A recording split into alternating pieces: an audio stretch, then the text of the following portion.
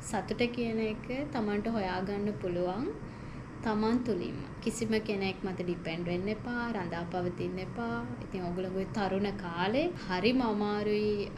ඔයගොල්ලෝ මනසත් එක්ක ගැටෙන කාලේ, එක එක දේවල් වලට හිත යන කාලේ. ඉතින් ඒක නිසා සල්ලි ඔය කියන දේවල් ගැන වැඩි සැලකිල්ලක් දාන්නේ නැතුව ඔයාලගේ මේ කාලේ කරන්න තියෙන දේවල් ටික කරන්න ඕනි. එතකොට ඕගොල්ලෝ ඔය ඉන්වෙස්ට්මන්ට් එකක් කරන්න. ඉගෙන ගන්නවා කියන්නේ තමන්ගේ මුළු ජීවිතේටම ඉන්වෙස්ට්මන්ට් එකක් කරන්න. කවදාකවත් කාටවත් ගන්න බැරි දෙයක්. එතකොට ඒ ඉන්වෙස්ට්මන්ට් එකෙන් ඕගොල්ලන්ට පුළුවන් ඕගොල්ලෝ ජීවත් වෙන්න අවුරුදු 65ද 70ද 80ද හොඳින් සතුටින් කාටවත් කරදරයක් නැතුව ජීවත් වෙන්න. ඒකට කරන්න ඕනි එකම දේ අධ්‍යාපනය හරියට ලබා ගන්න එක. තව කාරණයක් තමයි ඔයාලට කියන්න ඕන. දැන් සමහර ළමයි සාමාන්‍ය පෙළ කරපු ගමන් වෙන රටවල් වලට යන්න සිහින දකිනවා. ඇයි කියලා අහුවාම ළමයින්ගේ තියෙන අදහස තමයි සල්ලි ගොඩාක් හම්බ කරනවා. එතකොට සාමාන්‍ය පෙළ වගේ උගත්කමක් තියාගෙන ඒ වෙනකන් ඉගෙන ගත්ත ළමෙක්ට වෙන රටකට ගිහිල්ලා දැන් අපි උදාහරණයක් විදිහට ගමු හම්බ වෙන ළමයි කොරියන් යන්න ඕනි කියනවා ජපාන් යන්න ඕනි කියනවා. රටේ ප්‍රශ්නයක් නෙමෙයි. හැබැයි සාමාන්‍ය පෙළ වගේ දෙයක් කරලා ඒගොල්ලන්ට ඒ රටවල් වල ගිහිල්ලා කරන්න පුළුවන් රස්සාවල් මොනවාද? මොනවා හරි කම්කරු රස්සාවක්. කම්කරු රස්සාවක් කියන්නේ මොනවද? ඇඟ මහන්සි කරලා කරන්න තියෙන වැඩ. එතකොට ලංකාවේ රුපියල් වලට ඒ හම්බ වෙන පඩිය කන්වර්ට් කරගත්තොත් ලොකු ගාණක් තමයි. හැබැයි හැමදාම එතකොට ඔයගොල්ලෝගේ බලාපොරොත්තුව කම්කරු රස්සාවක් කරන්නද. එතකොට පිට රටවල් වලට ගිහිල්ලා වෙන රටවල් වලට ගිහිල්ලා ඔයගලන්ට කරන්න වෙන්නේ කම්කරු රස්සාවක්. ඉතින් එතකොට ජීවිතේ හැමදාම ඒ රස්සාව කරන්නද? එතනින් එහාට ජීවිතයක් බලාපොරොත්තු වෙන්න දිගටම කම්කරු රස්සාවක් කරපු ළමෙක්ට හැමදාම කරන්න වෙන්නේ ඒ රස්සාවම තමයි. අපි හිතමු ඒ රස්සාව කරලා ලොකු සල්ලියක් හම්බ කරනවා කියලා. හැබැයි ඕගොල්ලන්ට දැනුමක් තේරුමක් තියෙන්න ඕන ඒ හම්බෙන සල්ලිය මැනේජ් කරගන්න, ඉන්වෙස්ට් කරන්න, බිස්නස් එකට දාන්න. අවසානයේදී ආයි අපි කොතනටද කැරකිලා එන්නේ? ඒ ඉන්වෙස්ට් කරන්න, බිස්නස් එකක් පටන් ගන්න, ඒ සල්ලි හරි විදියට පාවිච්චි කරන්න ඔයගොල්ලන්ට මොනවද ආපහු අවසානයේදී ඕනේ? ආයෙත් ඔයගොල්ලන්ට හොඳ දැනුමක් ඕන. ඒකෙන්ද කොච්චර සල්ලි හම්බ කරත් ඒ සල්ලි හරි විදියට පාවිච්චි කරන්නේ කොහොමද? ඒක ප්‍රයෝජනවත් විදියට පාවිච්චි කරන්නේ කොහොමද කියන එක දැනගන්නත් ඔයගලන්ට අධ්‍යාපනයක් තියෙන්නම ඕන. ඒ කියන දේවල් අධ්‍යාපනයේත් එක්ක වැඩි දියුණු කරගන්න පුළුවන්.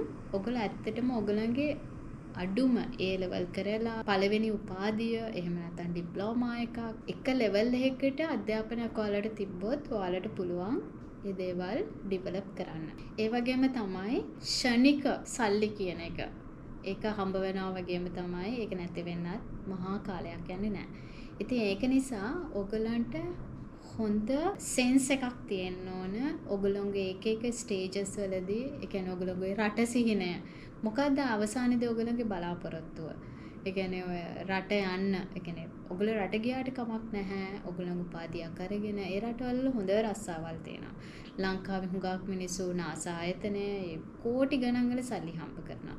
ඉතින් එතකොට ඒම සල්ලි හම්බ කරන්න ඔයගලන්ට තමන්ගේ අධ්‍යාපනයෙන් පස්සේ එහෙම සල්ලි හම්බ කරන්න පුළුවන් විදිහක් තියෙනවා. එතකොට ඒ හැම දෙයකටම පැවැත්මක් තියෙනවා. දැන් ඔයාලගේ ওই සාමාන්‍ය පෙළ විතරක් කරලා ටක් ගාලා කොයි හරි රටකට යන රකම් කරු රස්සාවකට ගියොත් ඒකේ පැවැත්මක් නැහැ. ඔයගලන්ට ඇඟේ හයිය තියෙනකන් ඕක කරන්න පුළුවන්. ඊට පස්සේ මොකද කරන්නේ? ඔයගල හදිසියේ මොනා හරි ප්‍රශ්නයකට මුහුණ දෙනවා. මොනා හරි අතපයක ප්‍රශ්නයකට මුහුණ දෙනවා. නැත්නම් ලෙඩක් හැදෙනවා. ඉතින් එතකොට ආපහු ඔයගලන්ට පුටුවක් කුට්ට වෙලා හරි සල්ලි හම්බ කරන්න පුළුවන්. ඔයගලන්ට උගත්කමක් ඒ කියන ෆවුන්ඩේෂන් එක ඔයගොල්ලෝ හරියට දාන්න තියෙනවා. ඒක නිසා අනිවාර්යයෙන්ම සාමාන්‍ය පෙළ කරන්න, උසස් පෙළ කරන්න ඔයගලන්ට ඒ රට සිහිනේ දකින්න. රට යන කැමති ළමයි ඕන තරම් ඉන්නවා. ඒ දේවල් එක්ස්පීරියන්ස් කරන්න කැමති ළමයි ඉන්නවා. හැබැයි තමන්ට ගැළපෙන, තමන් අනවශ්‍ය විදියට දුක් විඳින්නේ නැති ඒ රස්සාවක් කරගෙන ඒ කියන දේවල් හරි පිළිවෙලකට කරගෙන එතකොට ඔයගලන්ට හොඳ සැප ජීවිතයක් හැමදාම ඒ කියන්නේ ඔයගල මරණකම්ම ගෙවන්න පුළුවන්. ඉතින් ඒක නිසා ඔය පොඩි දේවල් ඒ කියන්නේ වෙන මිනිස්සු දාන පොඩි දේවල් ඔලුවට ගන්න එපා. වටේ පිටේ මිනිස්සු කියන දේවල්. ඒක නිසා සල්ලි කියන එක ලොකු කන්සර්න් එකක් ජීවිතේ කරගන්න එපා. සල්ලි කියන එක ඕනි අපිට හොඳින් සතුටෙන් කාලා බීලා ජීවත් වෙන්න විතරයි. සල්ලි කියන එක පොඩි වයසේදී ලොකු කන්සර්න් එකක් වුණොත් ඔයගලන්ට අනිවාර්යයෙන්ම ජීවිතේ ඉතිරි කාලේ දුක් විඳින්නම වෙනවා. ඉතින් ඒක නිසා ඔයාලා මතක තියාගන්න ඔයගලන්ට ඕන තරම් දුෂ්කරතා අපහසුතා ඇති. ඒකට එකම මාර්ගය ඉගෙන ගන්න එක. උගත්කම. ඒකෙන් ඔයාලට ඕන තරම් රස්සාවල්, තමන්ට ඕන විදිහේ දේවල් කරන්න පුළුවන්. මුලින්ම ඒක. පස්සේ කාලෙක ජීවිතේ අවුරුදු 35ක් 40ක් වගේ වෙනකොට අයියෝ මං ඉගෙන ගන්න තිබුණා නම් කියන පසුතැවීම අනිවාර්යයෙන්ම මිනිස්සුන්ට එනවා. ඉගෙන ගන්න පුළුවන්කම තිබිලා ඒක මගහැර ගත්තොත් ජීවිතේ හැමදේම කරන්න ඕනි පසුතැවීමක් ඉතුරු නොකර. ඉතින් ඒක නිසා දෙමව්පියන්ට සලකන්න ඕන ඇති, තමන්ගේ දේවල් හදා ගන්න ඕනේ ඇති, පිරිමි ළමයින්ට නම් වාහන ගන්න ඕනේ, ගෙවල් හදන්න.